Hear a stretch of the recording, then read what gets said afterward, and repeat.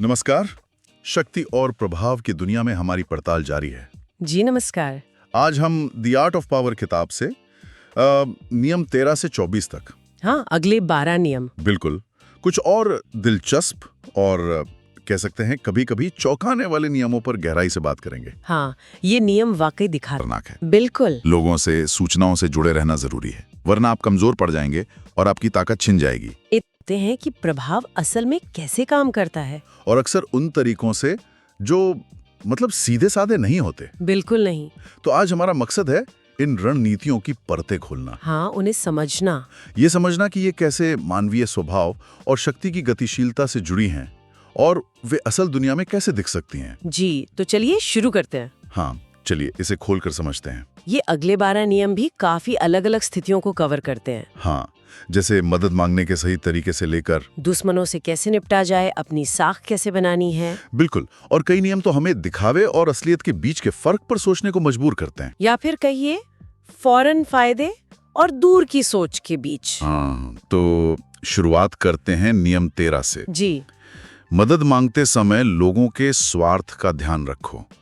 ये नियम कहता है कि जब भी किसी से मदद चाहिए हो तो अपनी मजबूरी गिनाने के बजाय ये बताओ कि आपकी मदद करने से उनका क्या फायदा होगा। हाँ बिल्कुल, जैसे किसी से पैसे उधार मांगते वक्त ये कहने की जगह कि मुझे पैसों की सख्त जरूरत है, आप कहें कि इस काम में अगर आप साथ दें तो हम दोनों को फायदा होगा, या भविष्य में आपको भी इसका बड़ा लाभ मिल सकता है, कुछ ऐसा। इसमें गौर करने वाली बात यह है कि ये रणनीति सीधे सीधे इंसान के स्वार्थ पर मतलब सेल्फ इंटरेस्ट पर चोट करती है। हाँ। और तजुर्बा यही बताता है कि अक्सर दया या परोपकार की भावना से कहीं ज्यादा ताकतवर प्रेरक स्वार्थ होता है। सही बात है। ये नियम सिखाता है कि अपनी बात को रणनीतिक तरीके से कैसे रखें ताकि दूसरे को उसमें अपना लाभ दिखे। बिल्कुल। सारा ध्यान आपकी जरूरत से हटकर आपसी फायदे पे चला जाता है। ये असल में मानवीय मनोविज्ञान का क्या कहते हैं व्यवहारिक इस्तेमाल है। लोग उन चीजों की तरफ ज्यादा खींचते हैं जिनमें उनका फायदा हो। बिल्कुल। और ये समझना जरूरी है कि ये सिर्फ पैसों के लेन देन में ही नहीं बल्कि कई और स्थितियों में भी लागू होता है। हाँ, हर जगह। चलिए अब एक और पहलू पर नजर डालें। नियम 14। जी। दोस्त बनकर जासूसी करो। हाँ, ये सुनने में थोड़ा अजीब लगता है ना, पर इसका मतलब है कि कभी-कभी लोग दोस्ती का दिखावा करके ऐसी जानकारी हासिल कर लेते हैं जो बाद में उनके काम आ सके। हाँ, जैसे व्यापार की दुनिया में होता है अक्सर। हाँ, प्रतिस्पर्धी कंपनी के राज जानने के लिए दोस्ती का इस्तेमाल करना, इस तरह की चीजें। हाँ, अब देखिए नैतिकता का सवाल तो अपनी जगह है, वो तो है ही, लेकिन शक्ति के खेल में सूचना कितनी अहम है ये नियम उसे साफ तौर पे दिखाता है। जानकारी ही ताकत है। बिल्कुल, ये कहावत यहाँ पूरी तरह लागू होती है। और ये नियम ये भी दिखाता है कि कुछ लोग जानकारी पाने के लिए किस हद तक जा सकते हैं। और ये विश्वास और दिखावे के बीच की जो महीन रेखा है ना, उस पर भी सवाल खड़ा करता है। सही बात है। कब दोस्ती सच्ची है और कब सिर्फ जानकारी निकालने का जरिया, ये पहचानना वाकई मुश्किल हो सकता है। बिल्कुल। अब बात और भी रोचक हो जाती है, खासकर जब हम नियम 15 पर आते हैं। हाँ, ये वाला तो काफी दुश्मन को पूरी तरह कुचल डालो। कठोर है ये। हाँ, ये नियम काफी कठोर लगता है। इसका तर्क है कि अगर दुश्मन को आधा अधूरा हराया गया तो वो घायल सांप की तरह बदला लेने के लिए वापस जरूर आएगा। बिल्कुल। इसलिए जीत ऐसी होनी चाहिए कि दुश्मन फिर से सिर उठाने लायक ना रहे। जैसे चाणक्य ने भी कहा है। हाँ, कि अधूरा छोड़ा गया दुश्मन या कर्ज बीमारी की तरह बढ़ता रहता है। बिल्कुल। ये वाकई एक निर्मम सिद्धांत है। ये फौरी रहमदिली के बजाय लंबे समय की सुरक्षा को तरजीह देता है। हाँ, जीत का मतलब दूसरे की पूरी हार है। बिल्कुल। इसका गहरा मतलब है कि शक्ति के खेल में अधूरी जीत अक्सर भविष्य की हार का बीज बोती है। अच्छा। ये भविष्य के खतरे को जड़ से मिटाने की बात करता है, चाहे उसके लिए कितने भी सख्त कदम उठाने पड़े। हाँ, ये वाकई सोचने पर मजबूर करता है कि सुरक्षा के लिए किस हद तक जाना सही है। बिल्कुल। लेकिन शक्ति का एक दूसरा पहलू भी है, जैसा नियम 16 दिखाता है। जी। अपनी अनुपस्थिति से इज्जत बढ़ाओ। ये भी दिलचस्प है। ये नियम कहता है कि हर वक्त मौजूद रहने से आपकी अहमियत कम हो जाती है। हाँ, too much familiarity breeds contempt जैसा कुछ। बिल्कुल। कभी-कभी नजरों से दूर हो जाना चाहिए ताकि लोग आपकी कमी महसूस करें और आपकी कदर बढ़े। हाँ। जैसे बड़े नेता या सेलिब्रिटी अक्सर जनता के बीच कम दिखते हैं, जिससे उनकी हर मौजूदगी एक खास घटना बन जाती है। हाँ, ये पूरी तरह से धारणा के मनोविज्ञान पर आधारित है, मतलब परसेप्शन पर। हाँ, लगातार उपलब्धता किसी भी चीज को आम बना देती है। इसके उलट अनुपस्थिति एक तरह का रहस्य और मांग पैदा करती है। अच्छा, जैसे कोई नायाब चीज की कीमत ज्यादा होती है, उसी तरह आपकी सीमित मौजूदगी आपकी प्रतिष्ठा और प्रभाव को बढ़ा सकती है। तो ये दिखाता है कि शक्ति सिर्फ मौजूदगी में नहीं, बल्कि सोच समझकर बनाई गई दूरी में भी हो सकती है। और इसी से जुड़ा हुआ है नियम 17। अच्छा, लोगों को अनिश्चितता और डर के माहौल में रखो। अरे बाप रे। हाँ, ये नियम कहता है कि अगर लोग आपके अगले कदम का अंदाजा लगाने लगें तो आपकी ताकत कम हो जाती है। सही बात है। इसलिए अपनी चालें अप्रत्याशित यानी अनप्रिडिक्टेबल रखनी चाहिए। ताकि लोग हमेशा असमंजस में रहें कि आप आगे क्या करेंगे। जैसे किसी मैनेजर का अचानक मीटिंग्स रखना या योजनाओं में बदलाव करना। हाँ, ताकि टीम हमेशा चौकन्नी रहे। बिल्कुल। अप्रत्याशितता असल में नियंत्रण बनाए रखने का एक मनोवैज्ञानिक हथियार है। कैसे? जब लोग अंदाजा नहीं लगा पाते कि आप क्या करने वाले हैं, तो वो हमेशा बचाव की मुद्रा में रहते हैं, संतुलन खो देते हैं। अच्छा। वो आपकी चालों पर प्रतिक्रिया करने को मजबूर होते हैं, बजाय इसके कि अपनी कोई रणनीति बना सकें। हालांकि यहाँ ये सवाल जरूर उठता है कि रणनीति का प्रत्याशितता और सिर्फ अव्यवस्था फैलाने में क्या फर्क है? हाँ, बिल्कुल।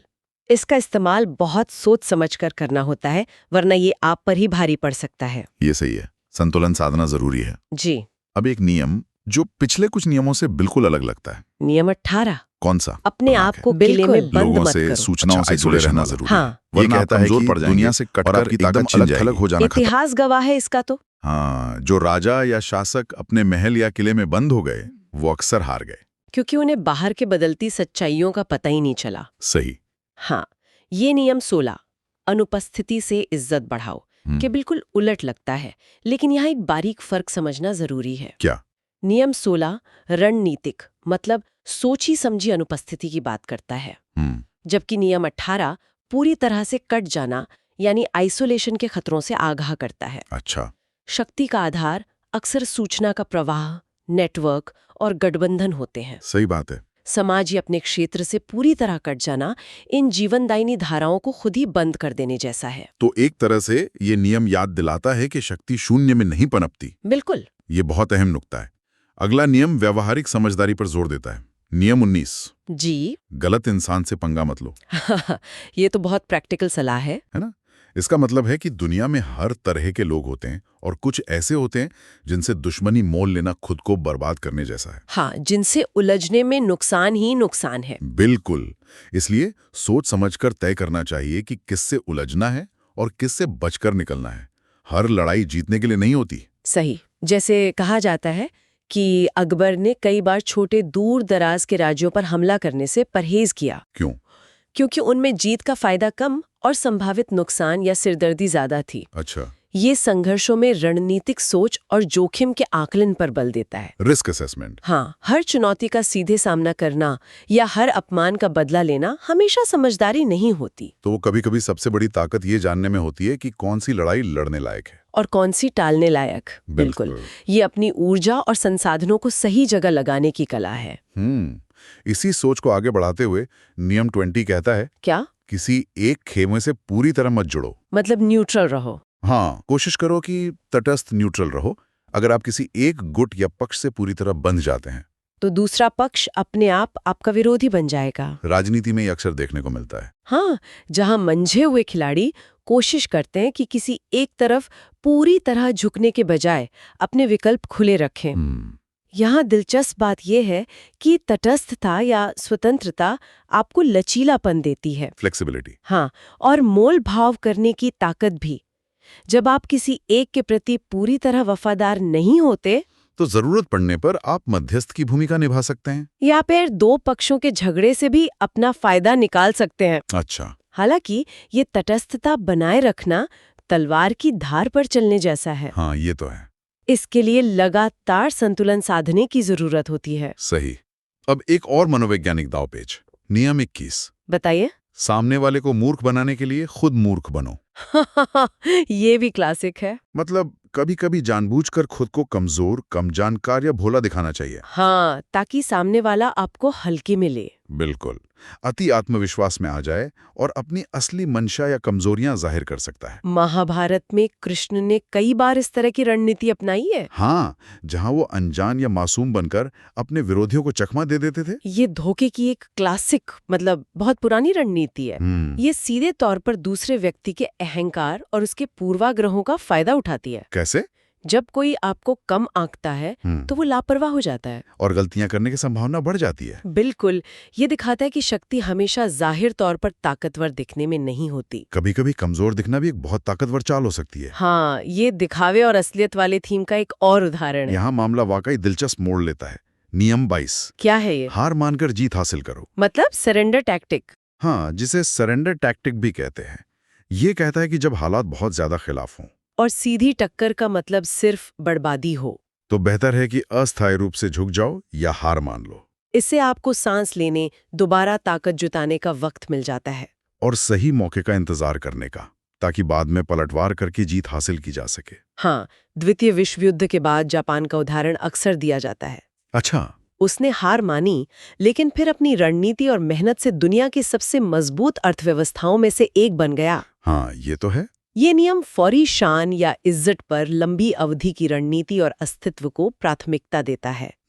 ये सिखाता है कि पीछे हटना भी एक रणनीतिक चाल हो सकती है। कब लड़ना है और कब पीछे हटकर दोबारा संगठित होना है, ये जानना ही असली ताकत है। बिल्कुल, ये तात्कालिक जज्बातों पर काबू रखने और दूर तक सोचने की क्षमता की मांग करता है। तो ये सामरिक हार को रणनीतिक जीत में बदलने की कला है। एकदम सही। अगला नियम ध्यान केंद्रित करने की शक्ति पर है। नियम 23। ओके। अपनी ताकतों को एक जगह केंद्रित करो। फोकस। हाँ, फोकस। इसका सीधा सा मतलब है कि अपनी ऊर्जा, पैसा, समय और संसाधनों को हर तरफ थोड़ा थोड़ा बिखेरने के बजाय किसी एक या कुछ चुनिंदा अहम क्षेत्रों पर पूरी तरह लगा देना चाहिए। तभी बड़ा असर पैदा होता है और बड़ी कामयाबी मिलती है। हाँ, जैसे कई बड़ी कंपनियां अपनी सफलता का श्रेय इसी बात को देती हैं जी कि उन्होंने अपने मुख्य बिजनेस पर ध्यान केंद्रित किया। जी, जैसे टाटा समूह ने जब अपना ध्यान मुख्य रूप से आईटी, टीसीएस और स्टील पर लगाया, हाँ, तो वे इन क्षेत्रों में दुनिया के अग्रणी बन गए। बिल्कुल सही। फोकस या एकाग्रता प्रभाव को कई गुना बढ़ा देती है।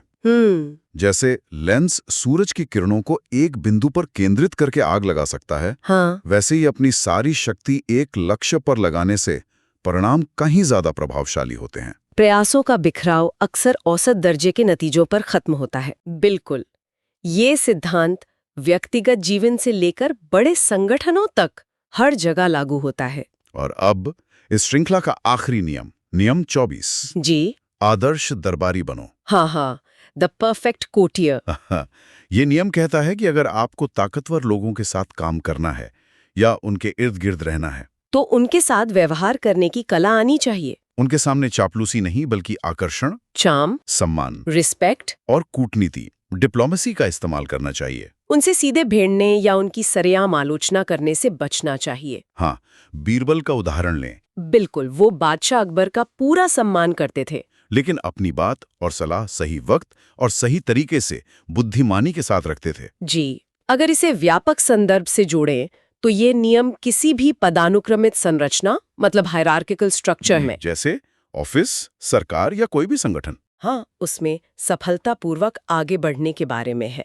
शक्ति संरचना के भीतर अपना प्रभाव बनाने के लिए अक्सर बारीकियों को समझने की जरूरत होती है, सामाजिक समझदारी दिखाने की, और दूसरों की भावनाओं का ख्याल रखने की जरूरत होती है, न कि सिर्फ जोर जबरदस्ती या सच्ची मगर कड़वी बात कहने की। तो ये किसी भी समूह में मौजूद दरबारी माहौल को समझने और उसमें अपनी जगह बनाने की कला है। बिल्कुल। तो ये थे नियम 13 से 24। हाँ, काफी सारे नियम हो गए। हमने देखा कि मदद कैसे मांगनी है, दुश्मनों से कैसे निपटना है, अपनी साख कैसे बनानी है, कब सामने आना है और कब पीछे हटना है, कब नादान बनना है और कब एक कुशल दरबारी। जी, ये सभी रणनीतियां शक्ति और प्रभाव हासिल करने और उसे बनाए रखने का एक बहुत ही व्यावहारिक और कई बार काफी निर्मम नजरिया पेश करती हैं। हाँ, ये तो है। तो इन सब बातों का निचोड़ क्या है?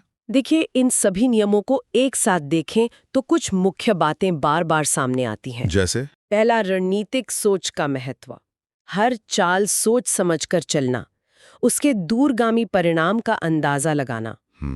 दूसरा, इंसानी मनोविज्ञान की गहरी समझ, लोगों के स्वार्थ, उनकी धारणाएं, उनका अहंकार, उनका डर, उन सबको समझना और उनका इस्तेमाल करना। बिल्कुल। तीसरा, सूचना की ताकत, जानकारी हासिल करना, उसे छिपाकर रखना और सही समय पर इस्तेमाल करना। हाँ। और चौथा, सही समय का इंतजार करना, ये जानना कि कब खुलकर सामने आना है, कब निर्णायक कार्रवाई करनी है और कब चतुराई, सब्र और कूटनीति से काम लेना है। जी, यहाँ ये समझना जरूरी है कि ये नियम सिर्फ ये बता रहे हैं कि दुनिया में शक्ति का खेल कैसे खेला जाता है। ये जरूरी नहीं कि इन तरीकों को सही ठहरा रहे हो। नहीं, बिल्कुल नहीं। ये महज अवलोकन है, ऑब्जर्वेशंस है। बिल्कुल। ये नियम प्रभाव डालने के तरीकों पर एक जमीनी हकीकत दिखाते हैं जो कभी-कभी कठोर लग सकती है। हाँ। वे अक्सर ईमानदारी, पारदर्शिता और सीधेपन जैसे हमारे आदर्शवादी विचारों को चुनौती देते हैं। सही कहा। लेकिन चाहे हम इन्हें पसंद करें या नहीं, इन रणनीतियों को समझना हमें अपने आसपास की जटिल सामाजिक और पेशेवर दुनिया को बेहतर ढंग से समझने में मदद कर सकता है। इसमें मैं एक बात और जोड़ना चाहूंगी। जी। ये रणनीतियां दुनिया में मौजूद हैं, चाहे कोई इन्हें इस्तेमाल करना चुने या ना चुने। हाँ, ये तो सच है। इन्हें समझना इसलिए भी जरूरी है ताकि हम ये पहचान सके कि कब कोई और इनका इस्तेमाल हमारे ऊपर या हमारे आसपास कर रहा है। अच्छा।